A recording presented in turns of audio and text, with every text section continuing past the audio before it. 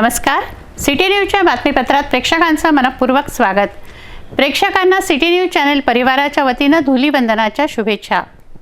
बातमीपत्राची सुरुवात करूया सुविचार मालेने. जो मनाला जिंकतो तो जगालाही जिंकू शकतो. आजचा सुविचार आपण बघितला. आता घेऊया छोटासा ब्रेक.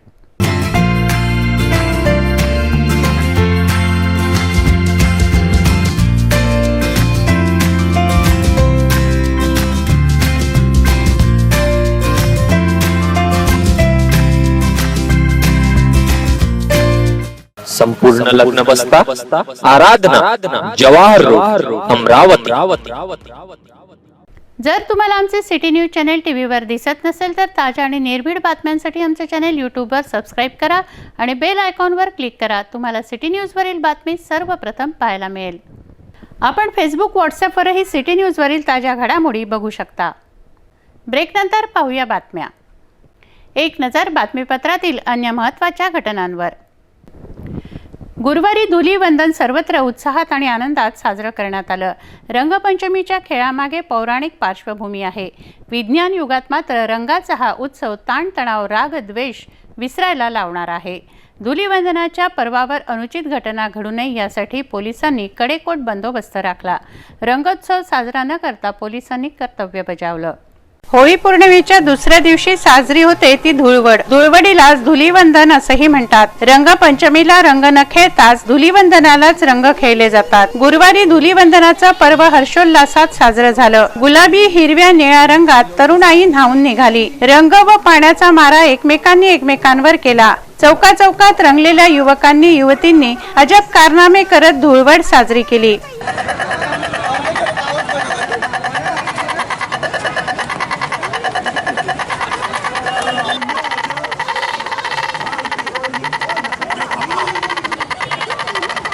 लहान मोठा, गरीब श्रीमंत साऱ्यांच्या जिव्हाळ्याचा सण म्हणजे धुलीवंदन. महिला मुलींनी आपापल्या घरासमोरच रंगोत्सव साजरा केला. मैत्रिणींनी एकमेकींना रंग लावले तर बच्चे कंपनीही आपल्या सवंगड्यांसह रंग खेळण्यात दंग झाले. ढोल ताशांच्या गजरामध्येही युवकांनी रंगोत्सव केला. हापशीजवळ बच्चे कंपनीनी ठाण मांडलं व रंगण्याचा मनमुराद आनंद घेतला.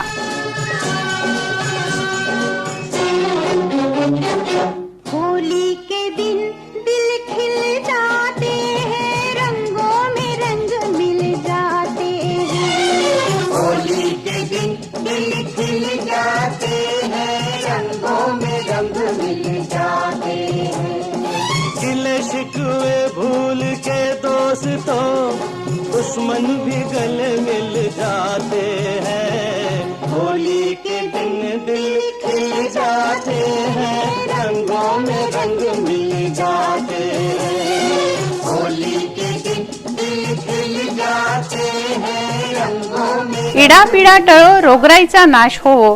दुष्ट प्रवृत्तीवर सुजनांचा विजय म्हणजे होळीचा हा सण. होळीपासून 5 दिवसांनी खेळली जाते ती रंगपंचमी. रंगाच्या उत्सवामागे श्रीकृष्ण चरित्रातील प्रसंग आहे. आज गोकुळात रंग खेळतो हरी म्हणत राधिकेचा बचाव करण्यात गोपिका दंग आहेत. ही झाली पौराणिक पार्श्वभूमी. आज विज्ञान युगात घड्याळाच्या काट्यावर धावताना प्रत्येकाची दमछाक होते. अशा परिस्थितीत हा रंगोत्सव मनाला दिलासा देणारा आहे. राग द्वेष विसरून सर्वांना एकत्रित आणणारा हा सण. दैनंदिन तणावातून काही काळ का होईना रंग उधळताना प्रत्येक जण दिलखुलासपणे हसतो, रंग उधळतो आणि आपले ताणतणाव विसरतो. धुलीवंदना दरम्यान पोलिसांनी चोख बंदोबस्त सर्वत्र राखला. प्रत्येक चौकात पोलीस तैनात होते. वाहतूक पोलिसांनी देखील राजकमल चौक, श्याम चौक, जयस्तंभ चौक अशा प्रत्येक चौकामध्ये डोळ्यात तेल घालून करडी नजर रोखली. अनुचित घटना घडू नये यासाठी पोलिसांनी धुळवडीचा सण बाजूला ठेवून आपलं कर्तव्य बजावलं. ऐसे ही बहाने से लिए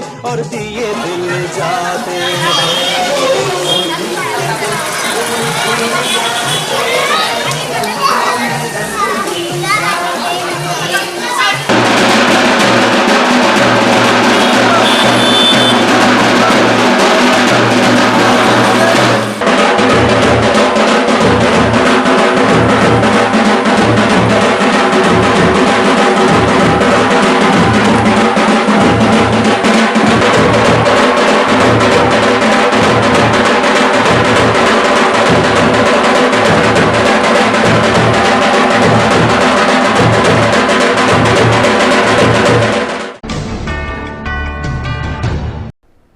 बोडणा येथे फिर्यादी महिलेवर बळजबरी करण्यात आली। पोहरा येथे रहिवासी आरोपीने फिर्यादीवर अत्याचार केला। या विरोधात फ्रेझरपुरा पोलिसांनी गुन्हे दाखल केले आहेत।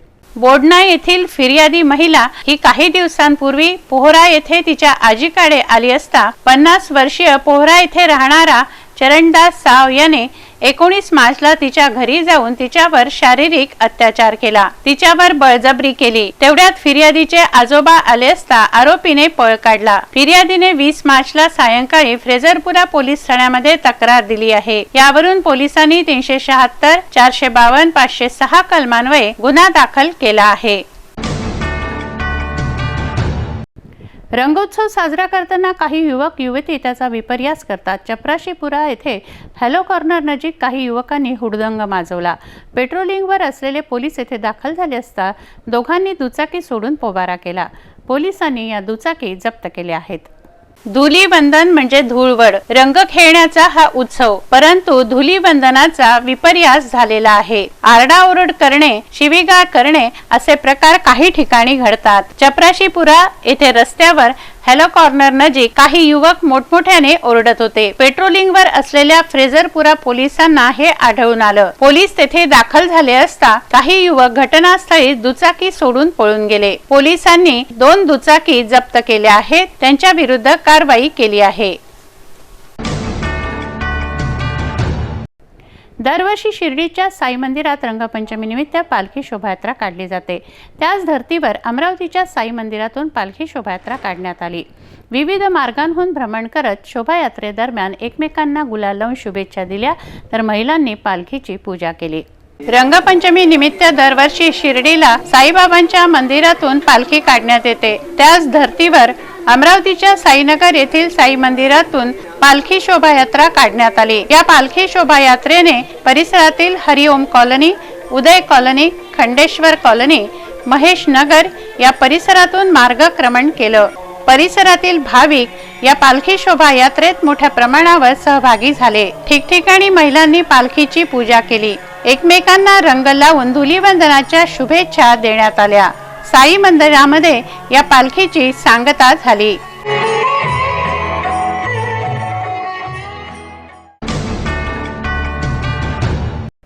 भारतीय संस्कृतीचा अविभाज्य अंग असलेला अस्सल भारतीय वृक्ष म्हणजे पळस। लाखो केशरी वृक्षात एखादाच पिवळा पळस आढळतो। 21 मार्च जागतिक वनदिनी वन अधिकारी व वृक्ष प्रेमींनी पिवळा पळस जतन करण्याचा विडा उचलला आहे।